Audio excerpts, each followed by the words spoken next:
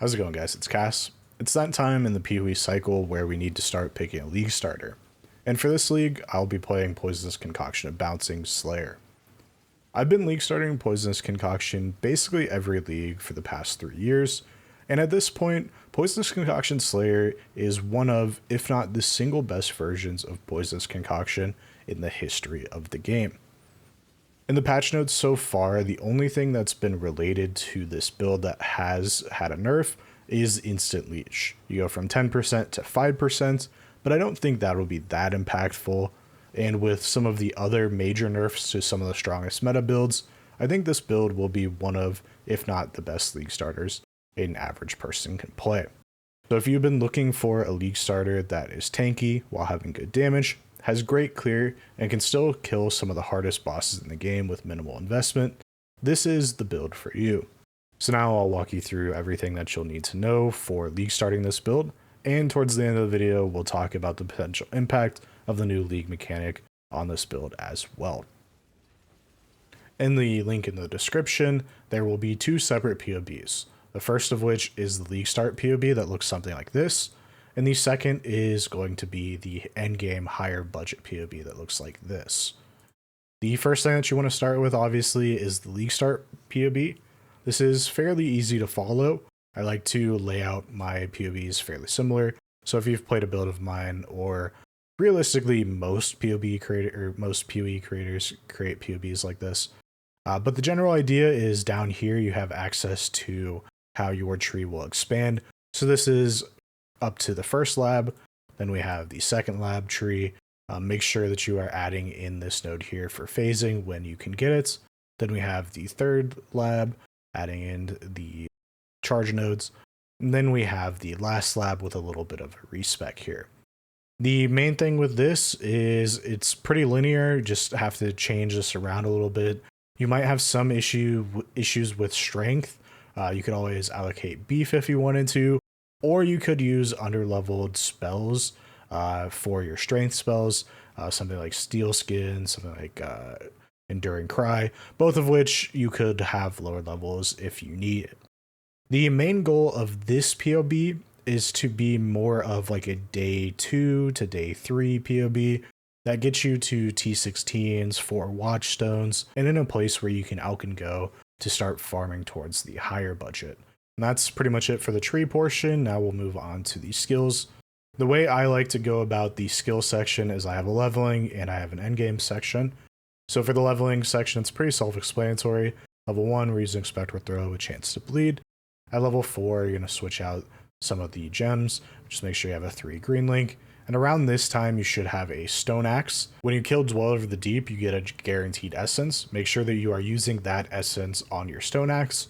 Then you'll never have to worry about a weapon for the rest of your progression. At level 12, we're moving into Poisonous Concoction and Shield Charge. This will allow you to have Shield Charge plus Dash, which will get you through the campaign significantly faster when using both of those movement skills. Poisonous Concoction, you want a 3 green link to Volley and Chance to Poison. And from that moment on, it's pretty self-explanatory. The 4 link that you're going to want is 3 green, 1 red. Unfortunately, Duelist doesn't give you access to Void Manipulation or Unbound Ailments early, so having 3 green, 1 red is basically mandatory. You could opt for quad green and use Momentum instead of Cruelty, but it is a pretty significant damage loss. But once you have the setup here, is follow along, add in things as you need it. Things like Enduring Cry, Plague Bearer, Withering Step, and Blood Rage are all optional. If you're like me and don't really like to press a ton of extra buttons, you could skip some of these, and then once you get automation, it'll make it much more smooth for things like Blood Rage. Enduring Cry is basically mandatory until you get the chest implicit here, this gain endurance charge every 15-second implicit. But it's so fast once you have access to urgent orders that it doesn't really matter. The only main thing that you need to be focusing on when leveling for Poisonous Concoction is upgrading your flask. The way this skill works is it takes a base damage from the amount of health your flasks recover. As you gain access to higher level flask, the amount of extra damage that you get from Poisonous Concoction is significantly higher. Make sure that you are using 3 life flasks, and make sure that they are always the highest level flasks that you have access to. As long as you're doing that, you can basically just zoom through the whole entire campaign up into early maps just based off of the added damage from high level flask. Once you get to level 38, you're going to add in the greater volley. At some points, you're looking to switch to Poisonous Concoction and Bouncing. Let's say this isn't your League starter, this is like a second build. I would consider switching at this point, but you can continue with Poisonous Concoction up through a majority of the end game as well. Once you gain access to Poisonous Concoction of Bouncing, just go ahead and switch over to the end game, and you can follow through the end game setup. For your 6th link, your setup will look something like this. Make sure you are using the aura setup as well, and make sure that it is in your helmets. Then we have Poacher's Mark instead of Sniper's Mark. The reason why we're using Poacher's Mark is because you get a little bit of extra life gain on hits and mana on hits, and you get way better frenzy charge duration with Poacher's Mark while mapping as well. You can still use things like Withering Step, but as long as you have max quality on your Poisonous Concoction of Bouncing, Withering Step isn't that beneficial. Honestly, you could switch out Life Tap Withering Step with Plague Bearer and increased AoE and have a little bit more clear that way. That is an option there. Then we have automation with Steel Skin. I don't have Steel Skin checked here, so this is with your HP pool, your effective hit pool without a guard skill. Then with a guard skill, it is significantly better, especially in max fizz for your max fizz hit. Then we have Blood Rage, super strong, basically gives you even more charge generation on top of just making the build feel that much better. Finally, we have Enduring Cry with Urgent Orders. As I said, until you get the chest implicit, you're going to want to be pressing Enduring Cry consistently in order to have permanent uptime on your endurance charges. And that's pretty much it for the endgame setup. Let's talk about the items. For the items, everything here has basically a life roll and suppress if it needs it, and then a crafted roll. You'll notice there is no resistance on these items. I do have it configured as for having your res capped. The reason why I do it this way is because there is a ton of open suffixes on all of these gear pieces, and I don't want to have specific items in my PoB that people might consider copying. All you have to do is just go about capping your res for your specific character. For the body armor, if you do not have a health or a life based roll, so if you don't have life regen, or if you don't have a flat life roll, then you can go into the tree and take one of these life nodes and take the 15% increased maximum life if there are no life modifiers on your body armor. It's important to point out that this is life modifiers. It's not just max life. So if you have any regen, anything like that, that will also brick this mastery. Or if you just get a good life roll on your 6th link chest, then you can just drop that node and you get an extra points. You can add in 5% increased life there, or 6% increased life, or you can just save a point and then you add it on to something else later as needed. But that is everything for the items that we need to talk about. I'm using Ice Fang Orbit, super cheap, unique. Make sure you get as high as an increased poison damage that you can get. This will also help for some of the progression stuff that we'll talk about whenever looking to switch to an Athema. Overall, this is probably like day 1, day 2 gear. You could always get like a corrupted chest piece with no life roll. There's a ton of options with this, and that's really the goal. This is basically as close to like SSF gear that you can get in Trade League. The jewels you can add in resistance on if you need it. Everything here is easily obtainable, especially early on in the league. Now let's go ahead and talk about progression. So once we've gotten to this point and we have all SSF gear, we can start to look at the other PoB in the description. Now this PoB is significantly higher budget, it's got much better rares, it's got a few extra uniques that could be expensive early on, but this is going to be the goal of the build. But it is something that you can easily push towards and add towards as you continue to get more and more currency. The first things that I would consider adding in are Aznaths and Anathema. These two by themselves gives you incredible amounts of clear and also gives you access to more curses, which Anathema will be applying through temp chains on hits. You do not have to get max frenzy Aznaths right away. This is something that you can save for much later on as more of like a vanity upgrade. Then you have Dark Ray Vectors. These are solid and just the best option for boots. However, early on, if you have any issues with either res or capping spell suppress, you could forego these for a bit until you get better rares in order to be able to actually use these.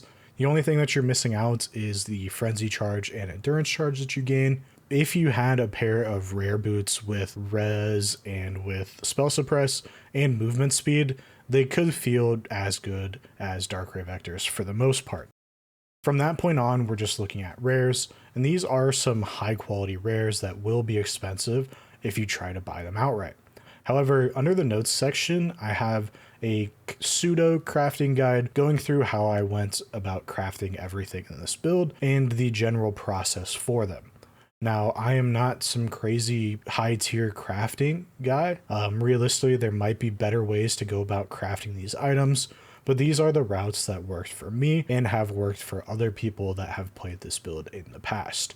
So if you are actively farming Harvest while playing the SSF lower budget version of the build, you can easily start to look to craft your cluster jewels, your rings, your belt, basically everything for this build as you are continuing to fill out your atlas and farm currency. From that point on, once you have the gear set up, you can start to look at things like cluster jewels. These again are very easy to craft with chaos reforges, but you can also just buy them. These chaos cluster jewels are used by a lot of builds, and normally they're around like 1 to 3 divines, depending on how many builds need them. So look out for these. On top of that, you can also get resistance rolls on these to make it a little bit easier to get res cap in general.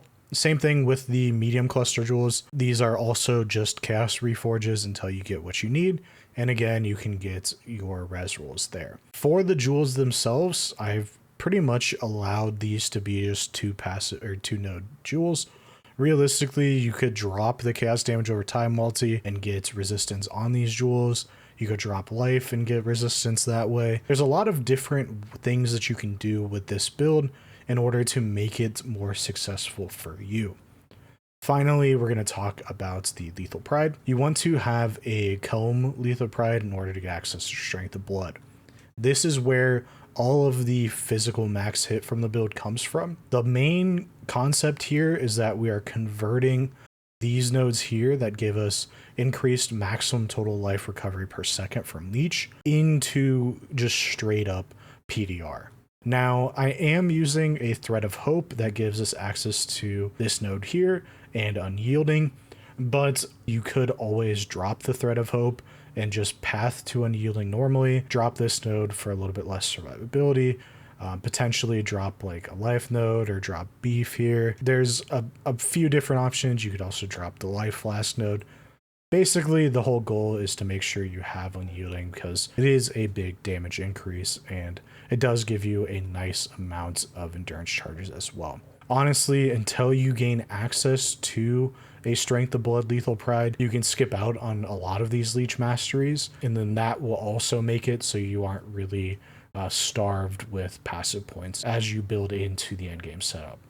But at that point, you're basically done. This version has tattoos for spell suppress tattoos, but the actual version of the build that I played, I found a rare amulet that had intuition and finesse on it because blight items can have 2 annoyance on them if you search for the right ones. So that's something to think about. Or you could always just drop the finesse annoyance, which is like 6% damage, and just annoyance more spell suppression if that is ever an issue. Again, this build isn't made to be 100% min-maxed. There's ways that you can get even more damage. There's ways that you can get even more survivability. But at this version of the build, it was strong enough to do all content in the game, which was the goal of this build. Now, let's talk about what type of content this build can do. This build excels at being well-rounded for the endgame. There really isn't many farming strategies this build can't do. The only thing that might be an issue is heavily juiced T17 strats, but a lot of those have been nerfed in a way. And realistically, if you got to the place where you're looking to do very heavily juiced maps, you could always put a headhunter on this build as well once you get to that level of juicing. Finally, let's talk about the league mechanic. With the new mercs from the league mechanic, there's tons of different options for this build. You could get more survivability from things like Grace, Determination, and Enfeeble, or you could get a little bit of extra damage through Aspect of the Spider. Unfortunately, you can only have one mark up at a time, so using multiple marks isn't an option for this build, and since we already use one, having one on your merc isn't really a thing. Overall, any combos of the auras and curses that I just went through are going to be pretty good for this build, and you could also look for a situation where your merc is applying Wither, which could make ramping that much better. I'm sure there's going to be more powerful options that we haven't seen yet, or something that I haven't thought of, but in general, the ones that we have already talked about should be super nice for this build. And that should be pretty much everything that you need for a super smooth league start. If you have any questions, feel free to leave a comment. I'll probably make an update video after the first day or two into the league that might also answer some of the questions you might have in that as well. If you're planning on league starting this build, then make sure you leave a like, or if you just like my content, that'd be pretty cool too. But that's pretty much it. Thanks for watching, and I hope you have a great league start.